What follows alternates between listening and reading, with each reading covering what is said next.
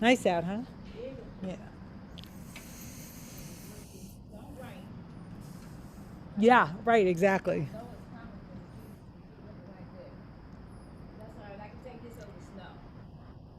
What? Oh, for sure. For sure.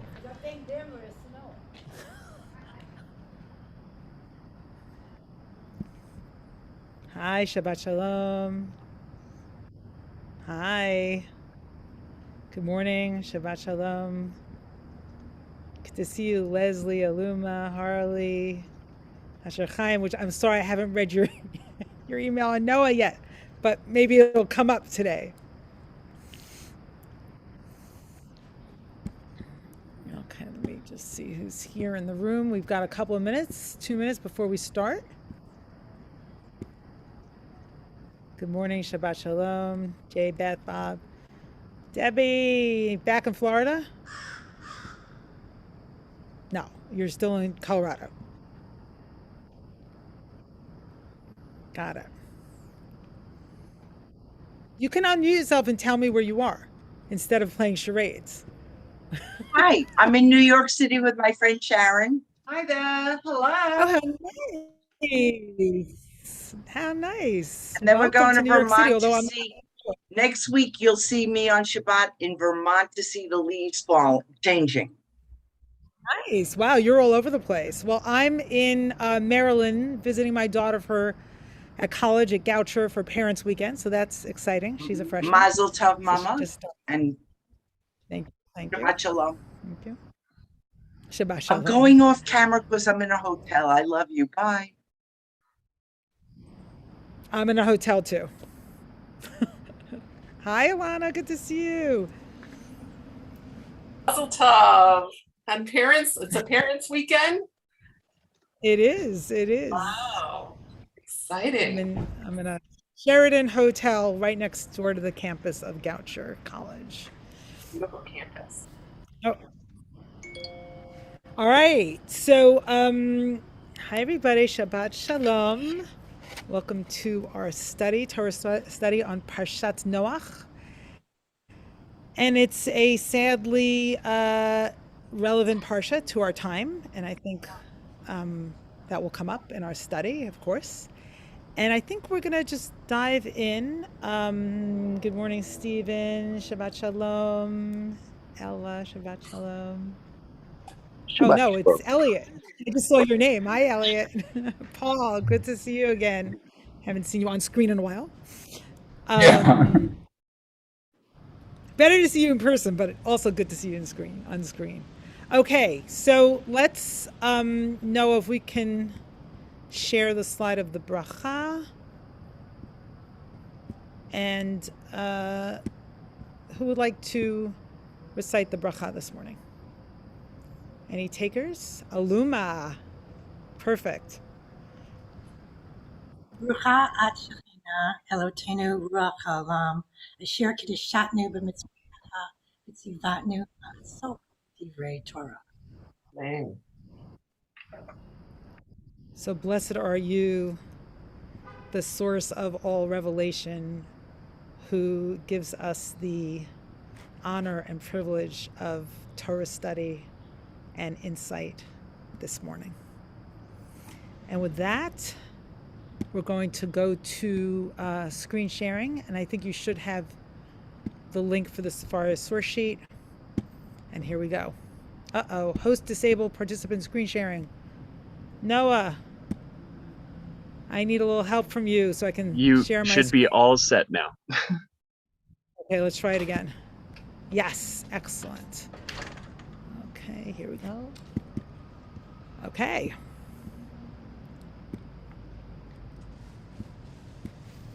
So, again, we're in Parshat Noah, the story of the flood, and I've called it the divine mirror of destruction, this particular study session, and I hope you'll see why very soon. And what we're going to do is look first, very briefly, at this principle, which occurs first in the Torah and is really expanded by the rabbis. It's the principle of midah keneged midah, which is referred to as measure for measure, And I guess Shakespeare picks it up, and maybe one of you can speak to that later.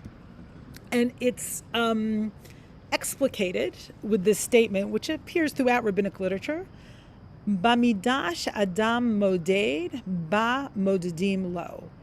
So with the person that a person measures, in other words, with the measure with which you approach the world, that's how you are measured. It's kind of the Jewish principle of karma. So let me say a little bit more about it and give some Torah examples. So we all know the story of Jacob deceiving his father by pretending he's his older brother Esav.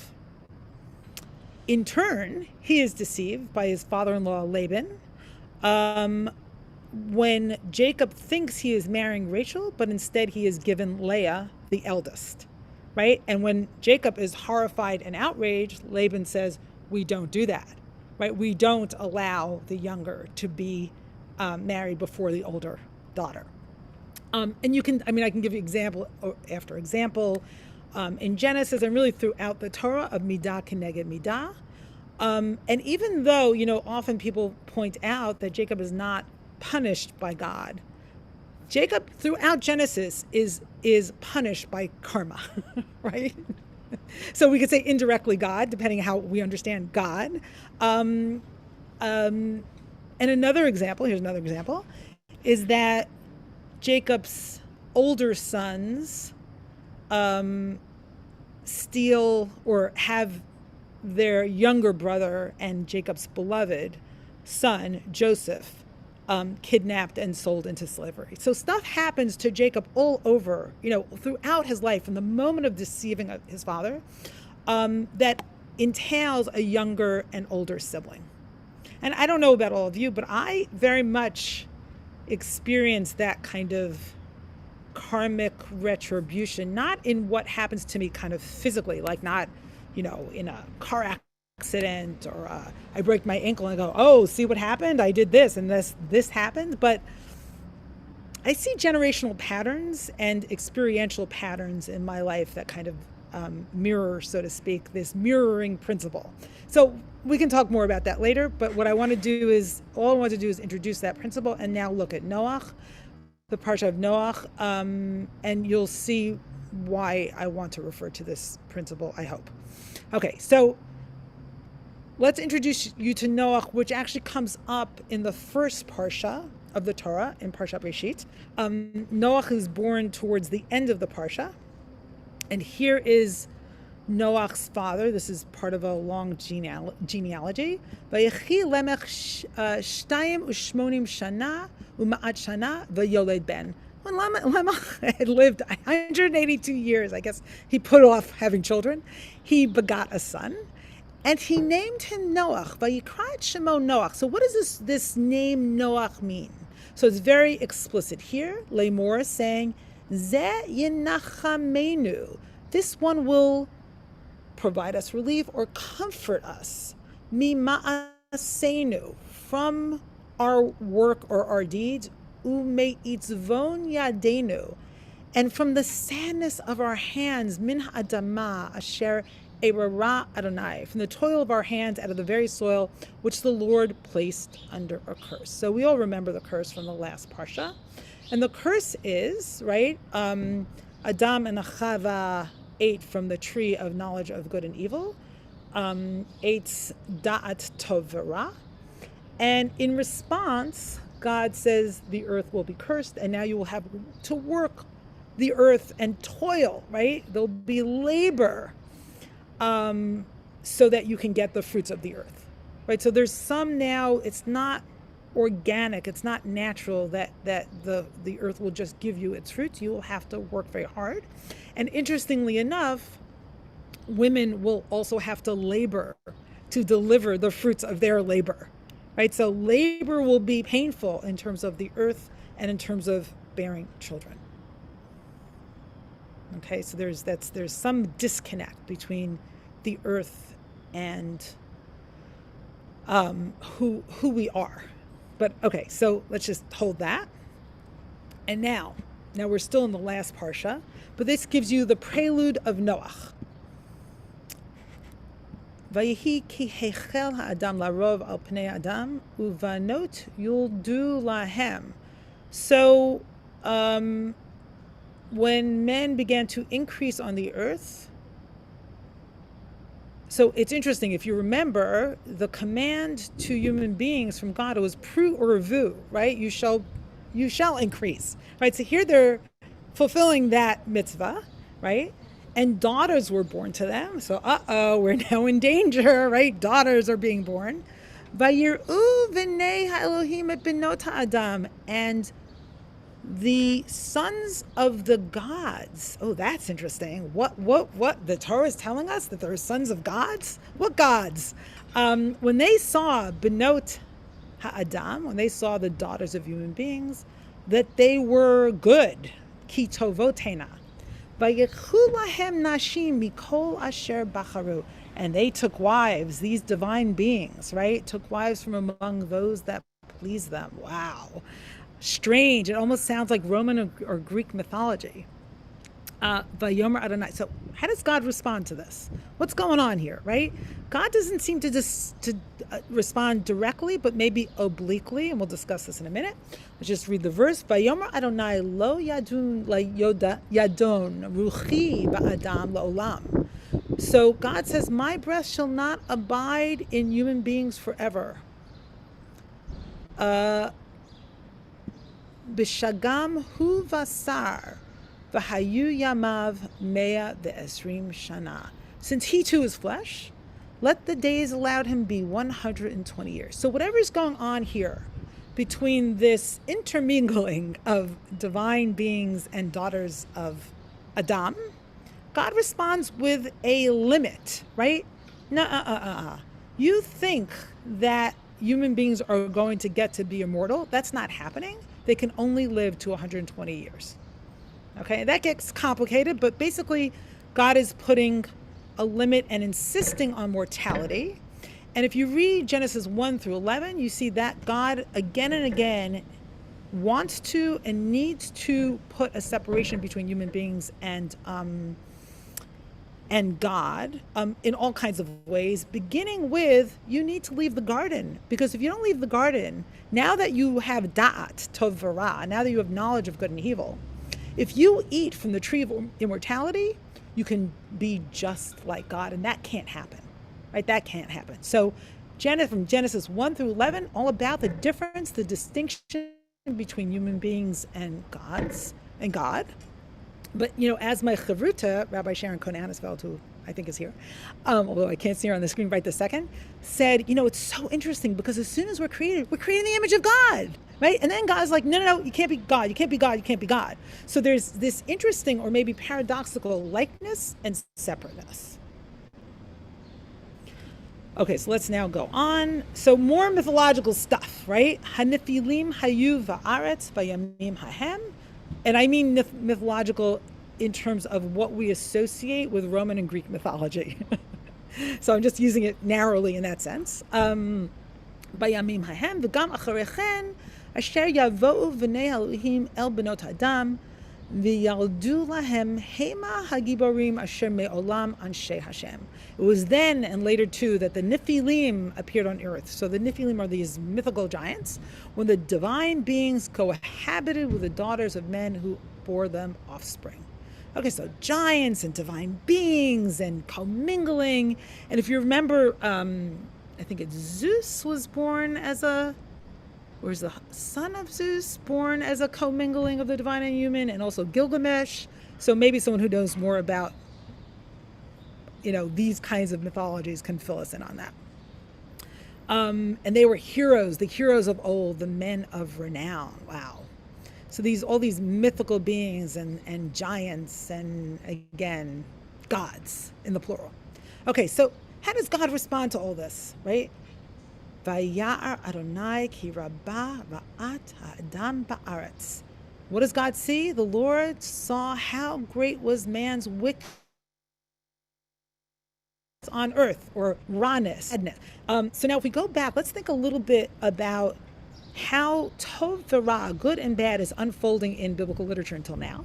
So we start with the creation of the earth, and God saw good, and God saw very good. Tov and Tov Ba'od. That's it. All good, right?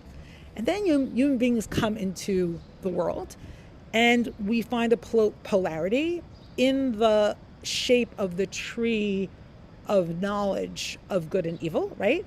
Eitz da'at tov v'ra. So then we have the polarity, and now all bad. All we have is bad, right? So v'yar Adonai ki rabba ra'at ha'adam ba'aretz v'kol yetzer machshavot libo rak ra kol hayom.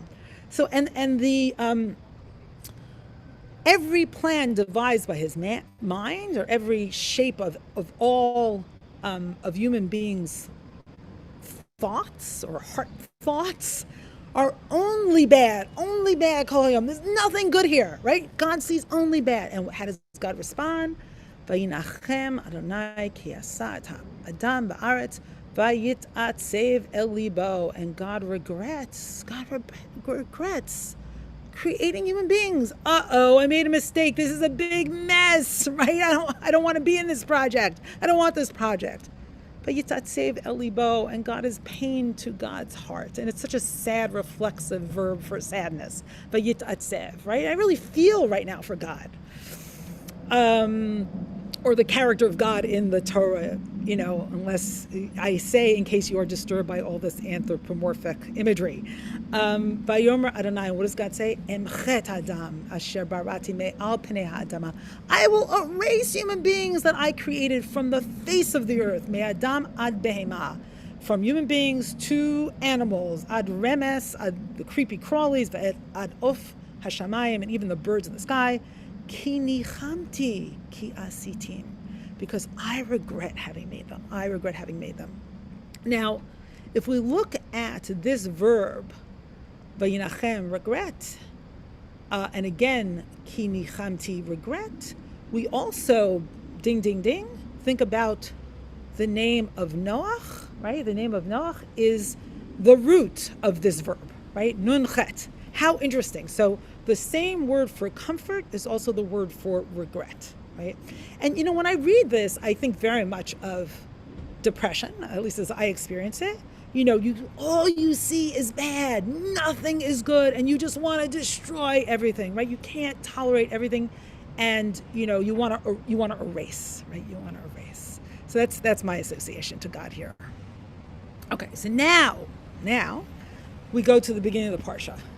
And I will open this up soon. Don't worry. We're getting there. So here's how the parsha about the flood starts. So God wants to destroy everything, but v'noach matza chen be'einei Adonai. Wow. So there's some saving grace here. Noah found favor with the Lord, right? And I took this... I studied a long time ago with Rabbi Jim Panett, who's then the Hillel Rabbi at Yale. And he talks about how God falls in love with Noach, right? You kind of fall in love, and then you want to save something, right? Because out of love. Okay, so now we go back and we tell the story again. Ela toldot Noach. This is the line of Noach. Noach was a righteous man. Sorry, I'm reading in English and in Hebrew. Ela toldot Noach. Noach ish sadik tamim haya bidorotav. Noach was a righteous man. He was blameless. So blameless is an interesting word. It's tamim, which means pure or innocent. In his generation, it's a whole rabbinic conversation that I'm not going to get into. Et ha-Elohim hitalech Noach. So that's a very interesting verb here. God walked with Noach, or God walked Noach. The last time this verb, hitalech, appeared in biblical literature was in the garden, where the reflexive verb for walking is used for God. Okay, so now. Vayoled Noach shlosha banim, et Shem, et Chem, et Yafet. So Noach had 3 sons, Shem, Cham, and Yafet. Okay, so now, Vatishachet haaretz. So now, Here we have the background of Noach. So we go back to the problems in the world. Vatishachet haaretz lifnei Elohim, and the earth was corrupt before God.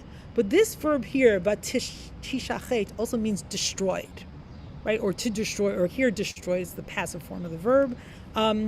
the earth was destroyed before God, right? So what does that mean exactly? We're going to go into that verb. Vatimale haaretz chamas. The earth was filled with lawlessness. Vayar Elohim et haaretz, and God saw the earth. V'hinei nishchata, and behold, it was destroyed or corrupt. Ki hishchit kol basar et darko al haaretz, because all flesh had destroyed its ways on the earth. Okay, so now one more verse, and I will open things up. So here's what's stunning to me. Vayomer Elohim leNoach, kates kol basar ba lefanai, ki mal'ah haaretz chamas mipnehem, v'hineni mashchitam et haaretz. So God said to Noach, I've decided to put an end to all flesh, for the earth is filled with lawlessness because of them, and I am about to destroy them with the earth, or along with the earth. So the same verb for what God's going to do is what people did, right? Ki mashchitim. I'm sure Asher Chaim will help me with this, but I think it's hifyu. And before, again, it was here the passive form of the verb, v'tishachet nishchata, and then, more actively, I think hifyu, ki hishchit kol basar et tarko al har, because all human beings had destroyed their ways on the earth, right? So God responds to destruction on the part of human beings with destruction, right? So on one hand, we say, oh my God, how horrible it is that God destroyed the world with flood. And it is horrible. It's horrible. It's literally horror filled. And yet there's something about the flood which simply mirrors what human beings have done. And I think that's a very potent idea at this moment of time. Okay, I'm going to stop my share.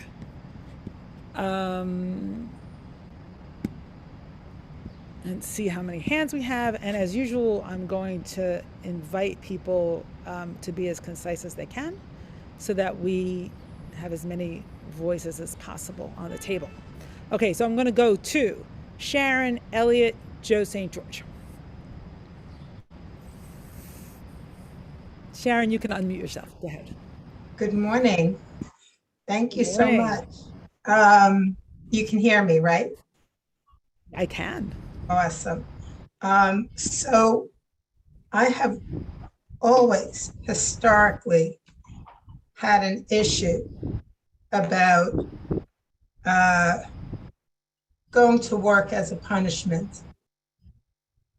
I've had an issue about Adam and Eve being an actual event. I see it as allegory. There's a lesson to be learned from the story. As Rabbi Ingber would call it, myth, the story of it. So I'd like to hear you talk about the idea of work and having to work be beneficial to us. Because when I go out into the world and I see thousands of homeless people waiting to get a job, hoping to get a job, I don't see work as punishment. I see it as a fulfillment. Yeah, absolutely. Absolutely. Work is certainly a blessing, and I experience work like that almost every day. It depends on what's going on in my life and at work.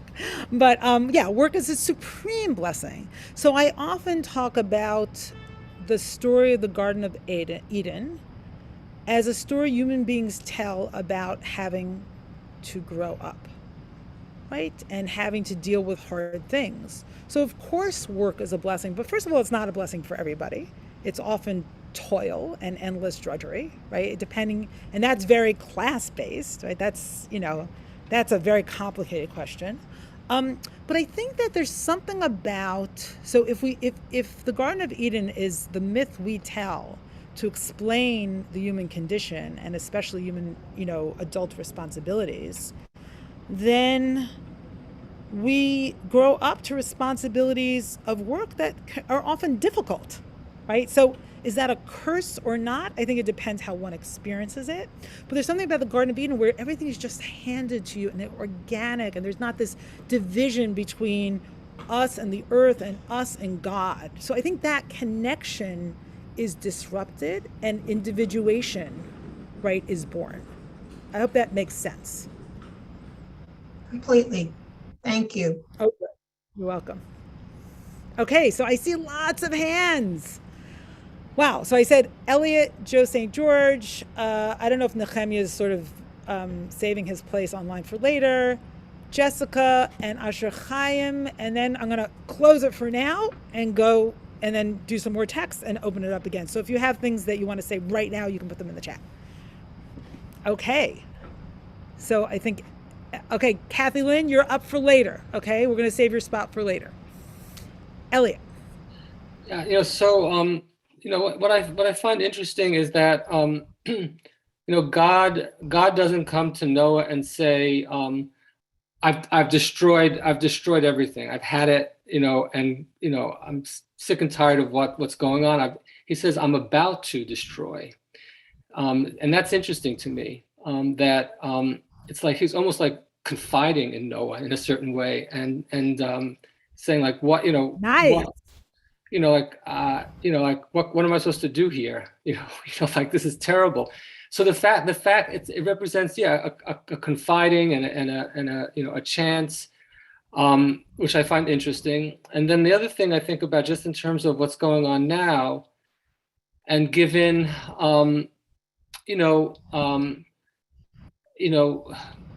the fact, okay, that we humans have the capacity to not destroy the world, not entirely destroy the world, but to kind of wreck the world.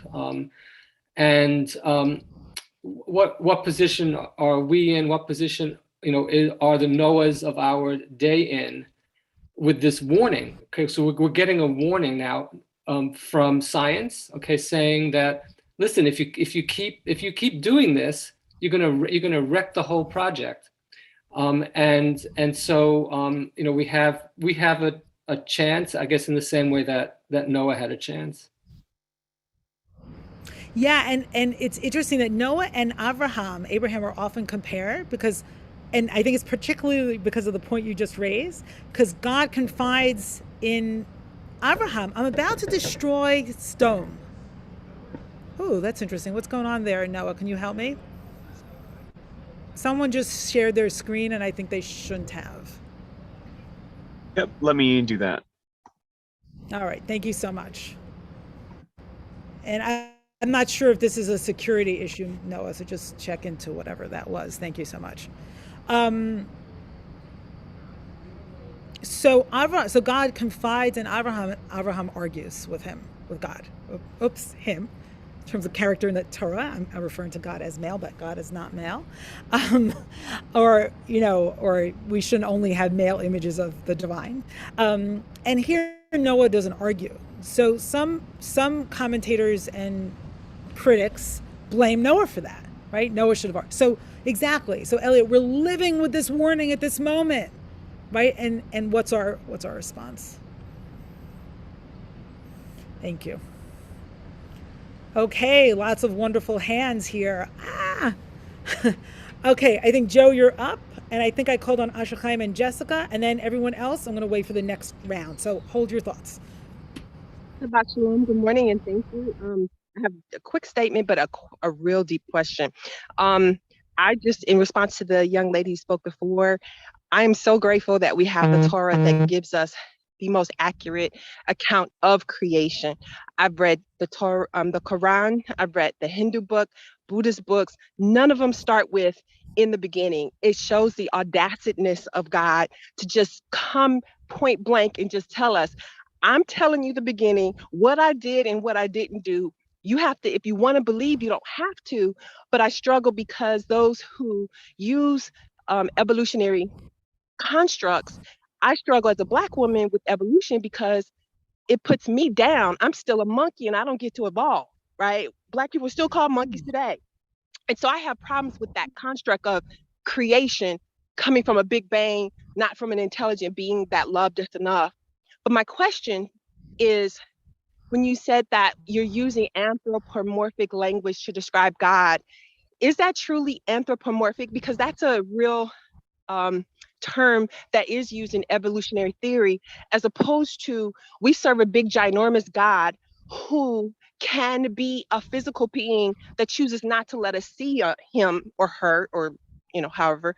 But that's who the creator is, and we don't have to use evolutionary terminology to try to explain when God reveals himself as having physical attributes, the same physical attributes that we're made in the image of: eyes, nose, mouth, hands. We couldn't experience creation if we didn't have eyes, nose, hands, taste, and touch. With no senses, creation would be meaningless. So my question is there anything in the Hey, Torah Joe, that yeah.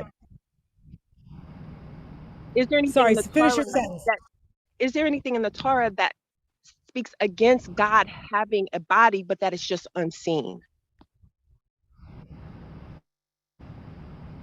Okay, wow, you've said so much. I'm kind of reeling. Thank you so much, Joe. So I think that your point about the social implications of each one of the myths we tell is so important, and that you named racism in terms of the implications of the myths we tell about the world and how the world began is really crucial. So thank you for that. To me, each myth reflects something different, and this is my myth. I don't see it as more correct or less correct than other myths. I'm just responding, to your sense of correctness. Yes, there are places in Torah that very definitively say God does not have an image. Absolutely. I'm just thinking about whether I fully answered your question or not. So,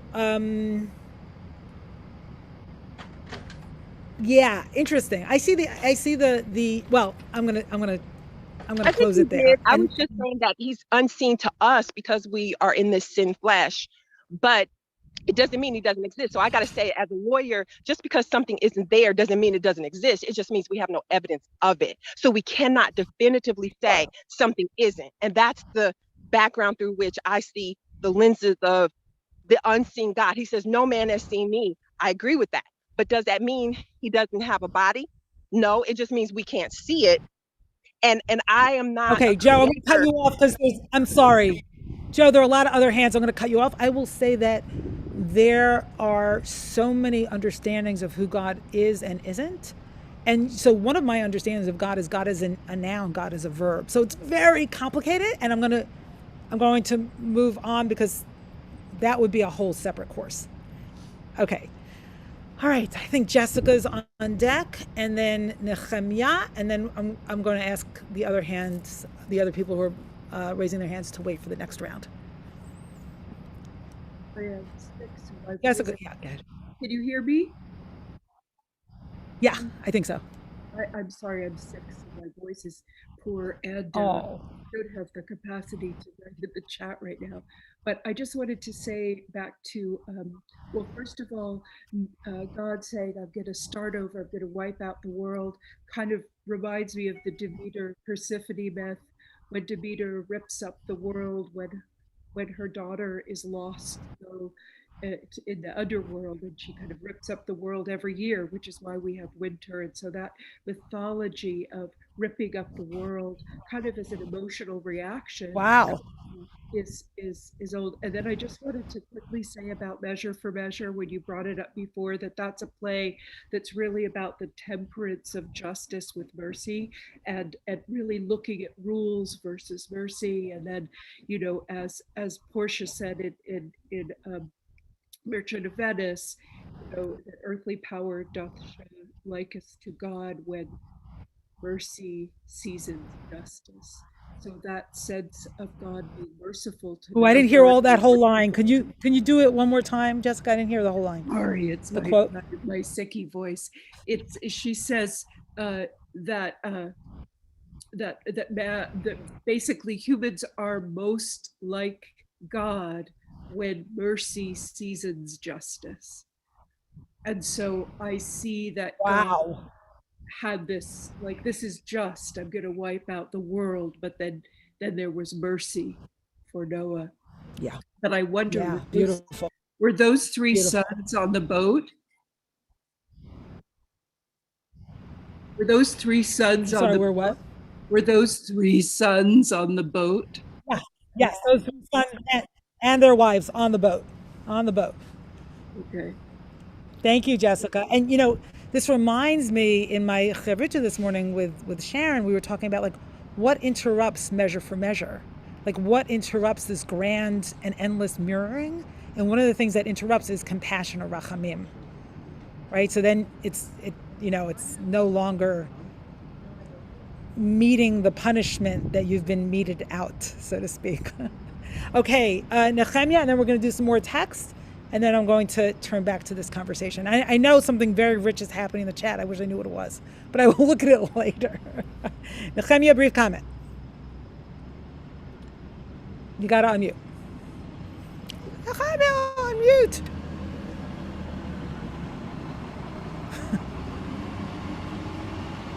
Can you hear me now? Okay, we have a very situation today when you can hear me, I can't hear you. So you'll have to speak to me in sign language. Stop. I don't want to talk yet. I want to talk later. Thank you. Okay, Nehemiah, you don't have to tell me that every week. I know that. Okay, I know that. Whenever I see your hand, I'm leaving you for the end. You don't have to tell me. You called me, so. Okay. You waved at me. Nehemiah and I have this little bickering. I hope everybody doesn't mind. We're very good friends. We just like to argue a little bit. Okay. I'm going back to the screen share to my source sheet, and then we will pick up the conversation with all of you. Okay. So here, this is like a beautiful, beautiful piece from the Zohar, and we're just going to do it in English to save time, and because it's in a very complicated Aramaic, which I'm not going to even attempt with you. So here we go. God saw the earth, and behold, it was corrupt. So we're now playing on this same verb, nishchata, which I'm bolding right now, right? It was corrupt. And remember, nishchata, right, has that little verb in it that means to destroy. It was corrupt because flesh had corrupted or destroyed its ways, in the sense we have explained. Okay, Rabbi Chia, and this is a quote from the Talmud, but I don't exactly know where, adduced the following text. And God saw their works, that they turned from their evil way. So in my chavruta this morning with Sharon, she pointed out, and we're going to take you down a little bit. This is amazing. So this is called intertextuality, right? Different stories and different books in the Torah kind of speaking to each other, associating, or it's almost like interbiblical midrash. So in the book of Jonah, if you recall, the prophet Jonah runs away from his mission, which he does not want to do. And his mission is that he has to go tell the people of Nineveh that they are doomed. And he doesn't want to. Why? Because he knows they're going to make tshuva and God's going to forgive them. And he wants to live in a world of strict justice, measure for measure, right? Strict justice. But the king of Nineveh, once he hears Jonah's prediction of doom, right? That warning that Elliot was talking about. Who knows? Miodea yashuv v'nicham Elohim. Sorry, I'm just trying to make out the vowels, which I can't. Okay, v'nicham Elohim v'shav mecharon apo v'lo noved. Who knows? But that God may turn and relent. He may turn back. God may turn back from God's wrath, so that we do not perish. So here's again that verb v'nicham, to repent or relent, or right, or regret, or be comforted. Vayar Elohim et ma'asehem. God saw what they did, how they were turning back from their evil ways. Kishavu medarkam hara'ah. Vayinachem Elohim al hara'ah asher diber la'asot lahem v'lo asa. So God renounced or regretted or relented from the punishment that God had planned to bring upon them and did not carry it out. So here what the Zohar is doing is connecting these two stories because they should be connected, right? Literally, that verb is sending us back to the story, that verb in Noach, right? In Yonah, the occurrence of that verb there, and some of the same themes in the story of Yonah is sending us back to Noach. Okay, so here Rabbi Chia quotes Jonah. God saw the works that they had turned from their evil way.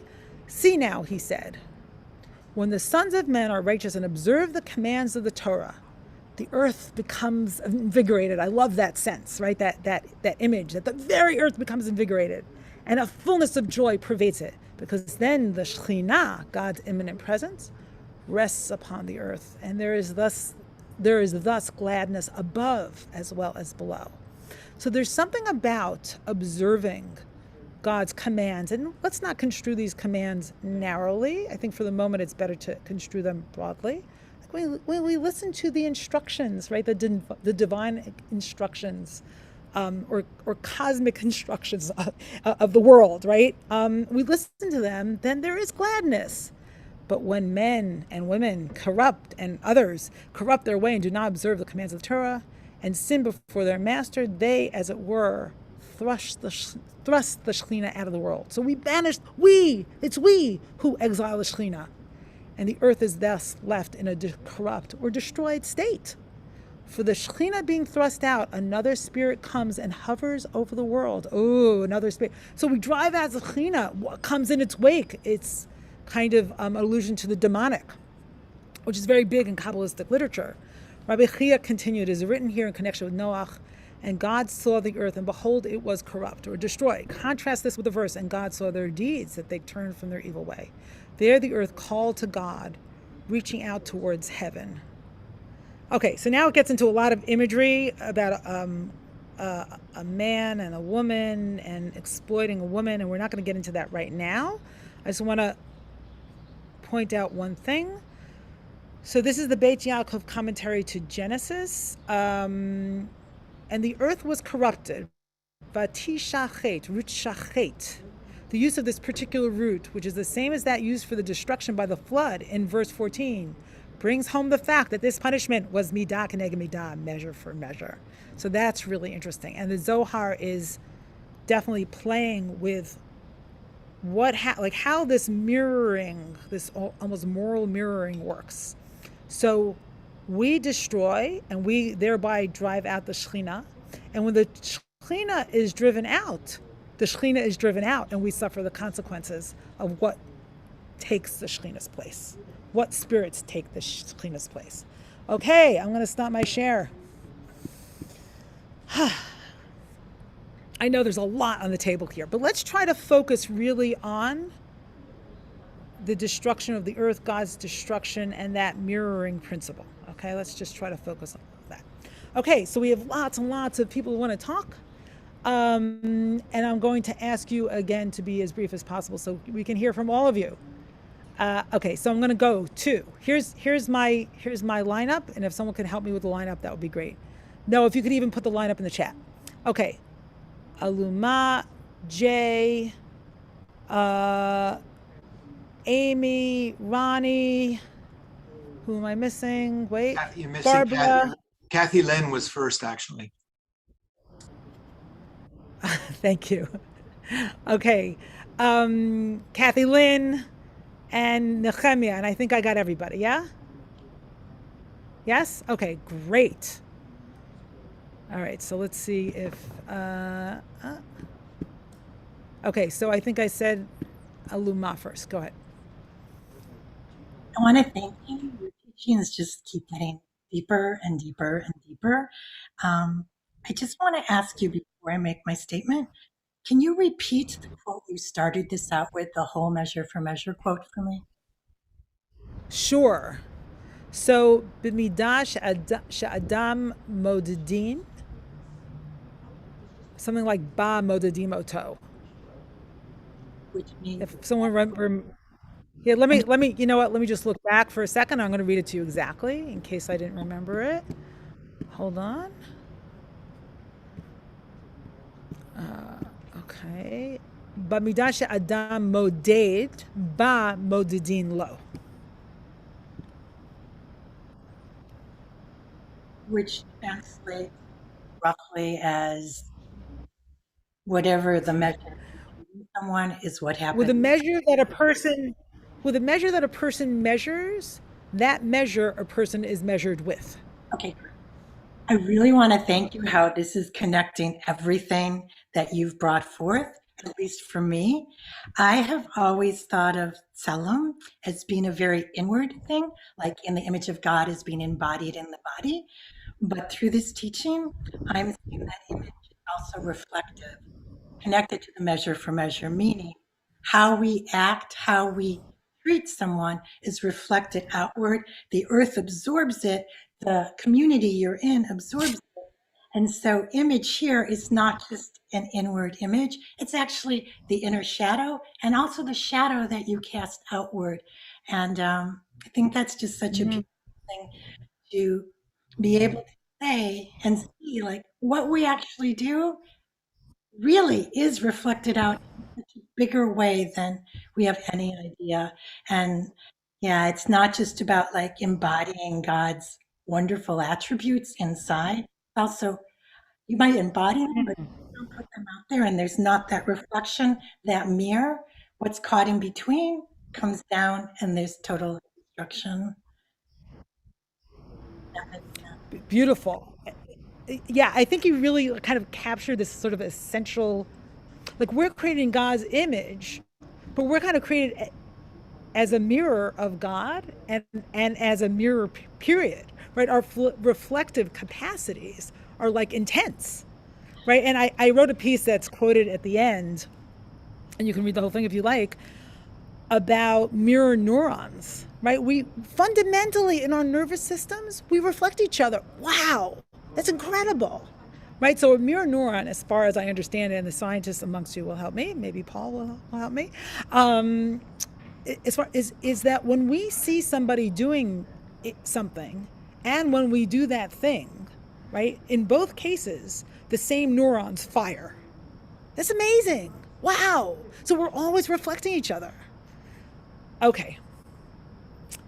Wow. Now, of course, I don't remember my lineup at all. But I think Jay's next. Okay. It is in the chat. Yeah, I'm going to take mirroring and destruction in another way, in a very narrow way. I'm in about an hour giving a dvar on this parsha at my shul, and I'm focusing on the last story before we go to the family story, which has always fascinated me, the 9 verses of the building and destruction. Well, it wasn't really built, of Bavel, and talk about the Tower of Babel. Right. Right. Well, it's the city, but I don't want to go there. It's the city we think about, but it's actually the city which has a tower in it.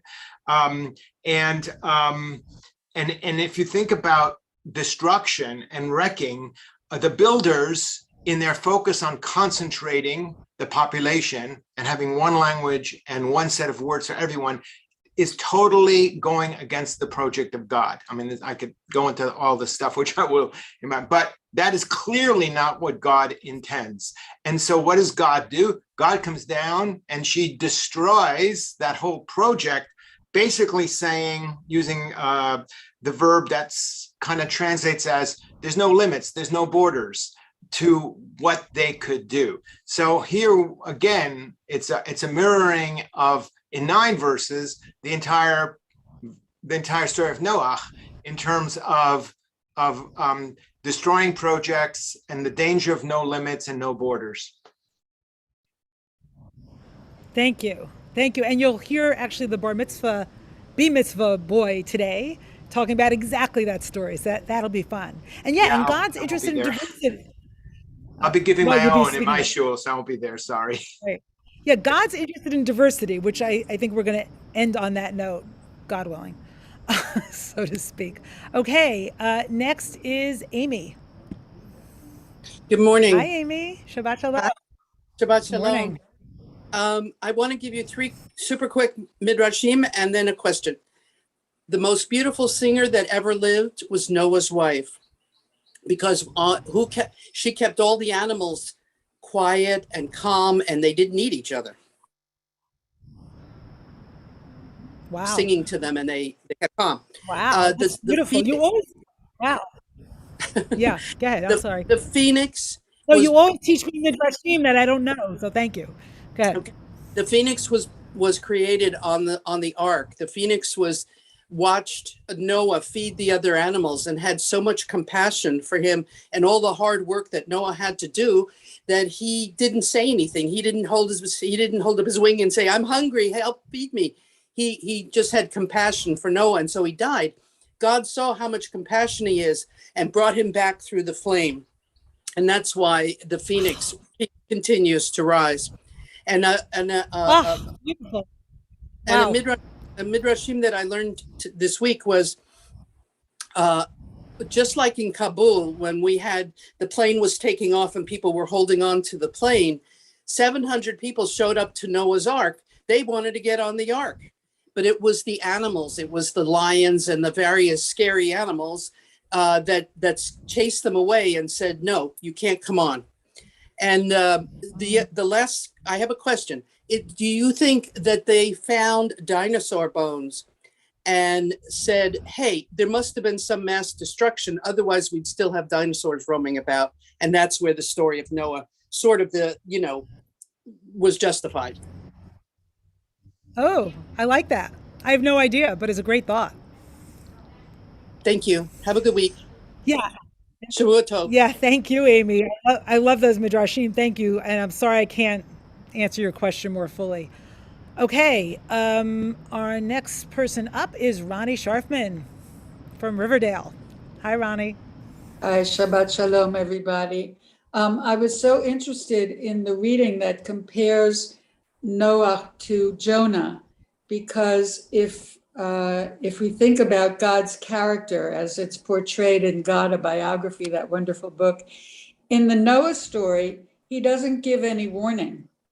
He confides in Noah, but he doesn't tell him, Noah, if you go out and talk to the people, maybe there'll be some tshuva and I won't have to do this.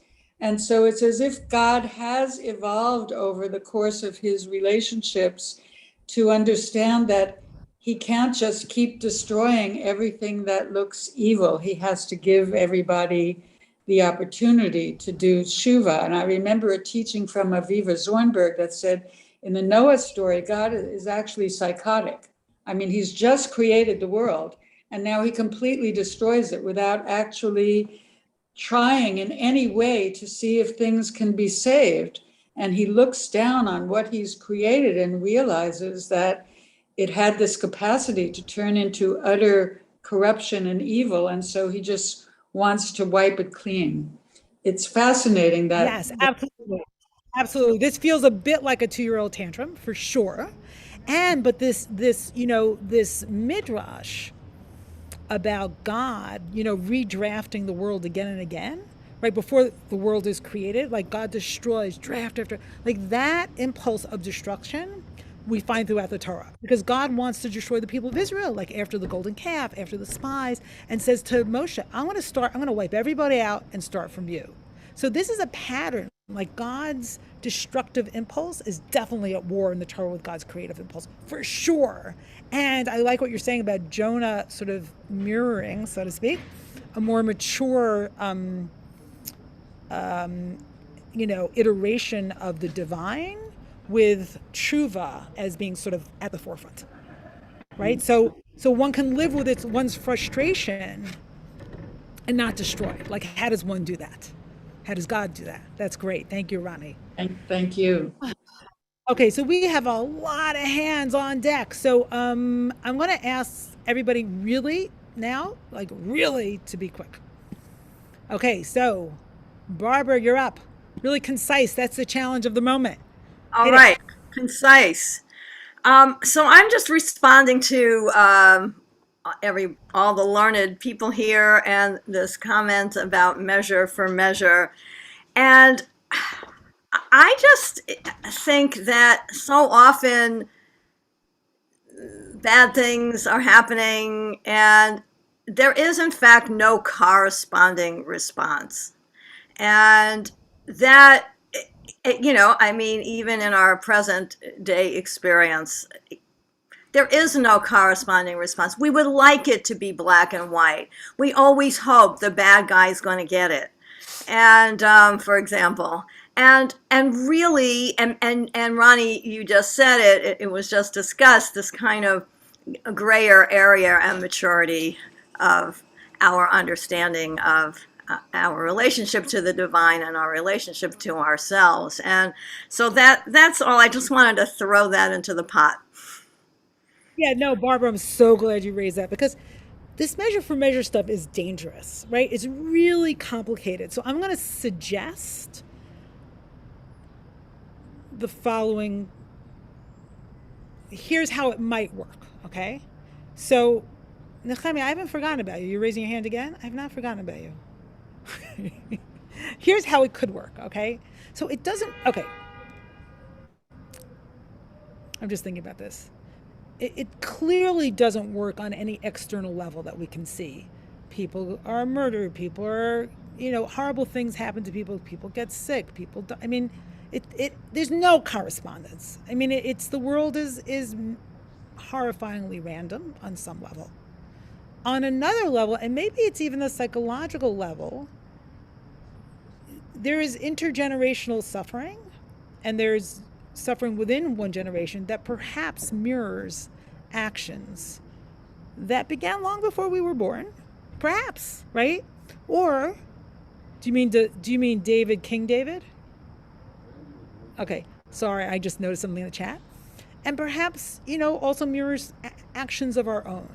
So I don't exactly know how to say. I mean, there is like the long hand of history and how we are responding to it, and those big things, and then that's right. That's right. Right.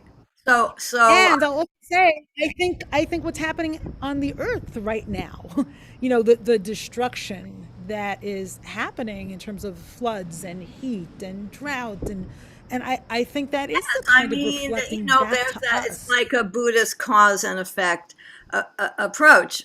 That's true, but that's exactly the same. But all right, I won't. Barbara, I'm going to go to the next person. I'm so sorry. I got to go to the next person. I really appreciate your point, and I have to go to the next person. Okay, but yes to everything you said. Kathy Lynn. I have a few things. So first, I wanted to. Evelyn, you really have to boil it down. I'm sorry. Okay. All right. I want you to boil it down to one thing. Two things. Okay. Orgasmic birth. I have friends who have had orgasmic birth. They did not toil in labor and have trauma. It was an orgasmic experience. That is actually possible. That's one. And then Garden of Eden. Back to the Garden of Eden. I love that. Okay, go. It happens today. And the same with Adam toiling. Well, it was a hunting and gathering society.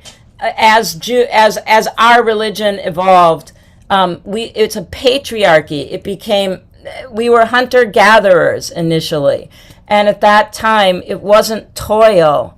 It was less work, less struggle, according to some people who have written about this topic. Look at the book Sex at Dawn. Okay. Great, and thank you. Go on. That's one. I'm moving on. Kathy Lynn, I'm sorry. I'm moving on. I got a lot of people on deck here. All right. I got Reb Zusha. We've never heard from you, so I'm going to go to you. Nechemia, I haven't forgotten about you. I see your hand. I see your hand, and I see your hand. Reb Zusha. Shabbat shalom. I appreciate what you shared about Jonah and Noah, and I think and again, this is work in progress because I just heard it. I love the idea because you're seeing the idea of a man that builds a boat, gets into this boat, and the water fills up. Great, wonderful. Then you change to Jonah. You see a man who's in a boat, gets thrown out of the boat. Exactly. Fish. Yeah, it's like an arc to an arc. And the other thing I think that's really interesting is that just to see the play out as it happens about the repentance of the people or the non-repentance. I think it's fascinating. Thank you so much. You're welcome. Thank you. Good to hear from you. Okay. All right. Nechemia, very short. Go ahead. Nechemia.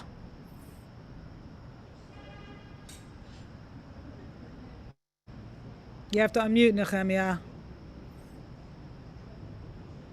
No, we can't hear you. Okay, I'm going to go on to the next person until you figure it out. Paul.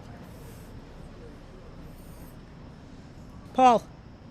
Why is Noah chosen among everyone else? Oh my God. And my reason, building upon another comment, was he was a good man. He was a simple man. He was not very complex in his righteousness. How many among us are blameless? That connotes simplicity. Yeah. And what God is tired of and cannot deal with